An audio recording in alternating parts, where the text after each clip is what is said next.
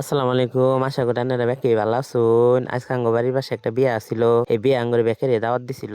তারপর যাই দেখি যে বাবুর্চিরা মাংস দইতাছে সুন্দর করে। তারপর দেখি আইসালের মধ্যে আগুন ধরাইয়া ডেগের মধ্যে পেঁয়াজ রসুন তেল দিয়ে নাড়তাছে। তারপর মাংস ডাইলা দিল, মাংস ডাইলা দিয়ে নাড়তাছে। মেলা ঘন ঘন নাড়ন নাকবো, এর মধ্যে মাংস হইতাছে। তারপরে আমরা গেলাম গা রোস্টের রোস্ট রান দিতাছে। দেখি টমেটো সস দিল, আরো ময় মশলা দিছে, রোস্ট বানাইতেছে। এর মধ্যে দেখি রোস্ট বাঁচতাছে তেলের মধ্যে সুন্দর কইরা কইরা। তারপরে রোস্ট ডাইলা দিল। তারপর বাবুর্চি রহমানে খালি নাড়তাছে। আরেক মধ্যে সবাই মিলে ডিম সিলাইতাছে।